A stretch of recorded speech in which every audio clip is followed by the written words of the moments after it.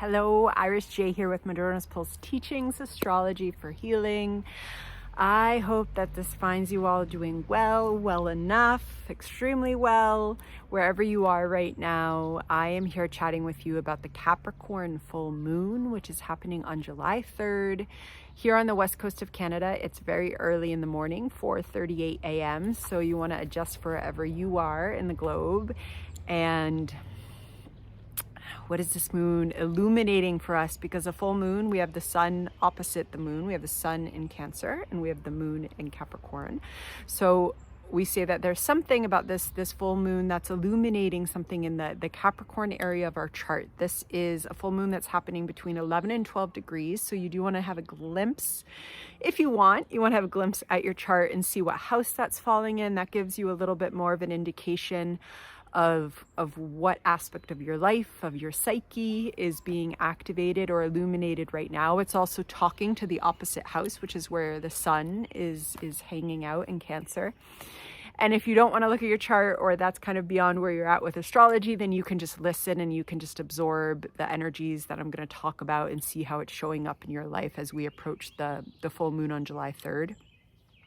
July is a significant month because we have the nodal shift. So the nodes of the moon, which are not objects but points on the moon's path where it intersects the sun's elliptical, they are shifting from the north node has been doing its thing with us in Taurus, and the south node has been doing its thing with us in Scorpio, and they're shifting into the north node in Aries, and the south node will be in Libra. And this is a major shift. It's happening really around the new moon, the Cancer new moon that we're going to have 2 weeks from this full moon. So, and I will have a whole other video all about the nodal shift because it is significant. But the importance of it is that this is our last kind of lunar cycle where we're going to be with the nodes in Scorpio and Taurus. And so especially if you've been following the kind of cycles of energy that we work with, we had our April and May eclipse, which was really working with this energy. And we've been shedding a lot. We've been shedding a lot in that Scorpio area of our life, wherever you have Scorpio throughout your chart. And this is time to I think really honor the process that we've been in with the nodes. Process in which the south node in Scorpio is deep. And so individually and collectively, we've all kind of been shedding some deep energetic patterning, some karmic patterning. You know, Scorpio is really where our energy merges with others. These are energetic patterns that we may have picked up in childhood through intimate relationships in our life. We're also talking about intergenerational lineages here, and kind of the south node coming through Scorpio, and especially if this was touching anything personal in your chart, psyche, body, then you've had a deep transit here. And I think the next 2 weeks are really a time to honor that shedding process and the way that that's been helping us to claim and expand into the Taurus parts of our life, which is, there's a truck going by, I'm just going to pause for that. And that Taurus energy is really, you know, through that shedding, we're claiming our self-sufficiency, we're claiming our rootedness, we're creating space to really co-create with Earth consciousness. Jupiter is now going through Taurus and it's expanding that area of our life. And so I really think these next 2 weeks are time to really honor that. We also might reflect and notice some culminating energy as the nodes make their last turn. And the nodes are squaring Pluto who's retrograde, Pluto who's going through the last three degrees of Capricorn and really cleaning up and helping us reassess and break down any bits of psyche, beliefs, and power structures that don't really support us, helping us break down things in our sense of success, and what our life is about and how we want to build our lives individually and how that's part of societal norms. And so, you know, Pluto is squaring the nodes right now. It's going to be squaring the nodes for a while. It's going to square the nodes as they pop into Aries and Libra. So that's a lot of energy. And this is like the nodes and Pluto are soul energy. Okay. And so I think we use that word so often, but when we're using it in this way with astrology, it's very deep. It's actually a deepness that sometimes doesn't fully come into the conscious mind, the conscious awareness. It's a driving energy. And so the way that these kind of archetypes work is in the dramas of our life. Sometimes they seem so big, but they also seem so small, in that when that's happening, there is something so big going on, whether it's a conflict with another person, or whether it's, I can't decide whether to quit my job, even though my heart longs to be somewhere else, or maybe I shouldn't quit my job, but this, or this woman gave me a look in the line at the grocery and I lost it, Sometimes these things, they're opportunities. I'm using that word consciously, even though sometimes the opportunities are challenging, for our soul to grow. And Pluto is retrograde and is squaring the nodes, and this is all about soul growth. So also just knowing that we're in this period and it's ongoing for the next few months. And now we have a full moon in Capricorn. So again, this moon is sitting at around in between 11 and 12 degrees. And it's really illuminating something in the Capricorn part of our psyche, of our life. I really, this full moon in particular, because we just had our solstice, right? So we're halfway through the year of 2023. Sometimes people think of this full moon as a check-in. One of the questions that really comes up with me when I sit with this full moon is, what are we building? A lot of us, through the breakdown of Pluto, through what we've gone through in the past few years, are building new trajectories for our lives. And most likely, this is something that really came up during eclipse season. These are potentially new paradigms for our souls. They're potentially new paradigms for our collective, and our individual lives are so incredibly important for the collective. And so with this full moon, we can really come into this kind of reflection on, what am I building? How is it going? Also in this full moon, Saturn and Jupiter are present. So the moon is sextiling Saturn, who's retrograde in Pisces, and it's trining Jupiter, who's going through Taurus, who's going through this area that the North Node has just gone through, and it's really expanding wherever we have the Taurus part of our chart life, and it's supporting it.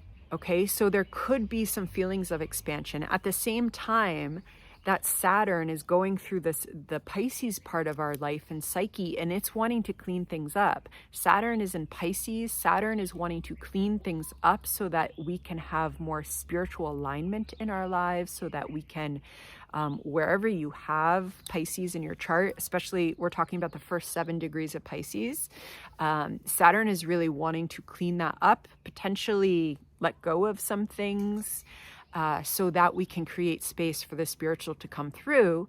And that is something we can check in with in terms of what just when I ask the question, what am I building? What comes up for you? You could be building a business. You could be building a relationship with someone who you didn't have a relationship with before. You could be building a life for your family. You could be building comfort and safety for your inner child. We're all on these different journeys. And yet Capricorn is kind of asking, what am I building for myself in my life right now?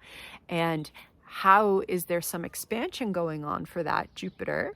And also, how is there some cleanup with Saturn? Saturn, who creates boundaries. And so Saturn is in Pisces, who doesn't really have boundaries, and Saturn's creating boundaries. Saturn also rules Capricorn, so that Saturn relationship is really important for this full moon. What am I building, and how is it sustaining my spiritual life? How is that coming through in the life that I'm imagining for myself? And then we have the sun opposite that moon in Cancer. And the sun is not alone, it's conjunct Mercury. So leading up to this full moon, the sun was, really close conjunct. Conjunct meaning that it's sitting right next to Mercury, and then Mercury started going ahead a little bit, and it's ahead of the sun, but that energy is still there. Sorry, there's dogs in the background.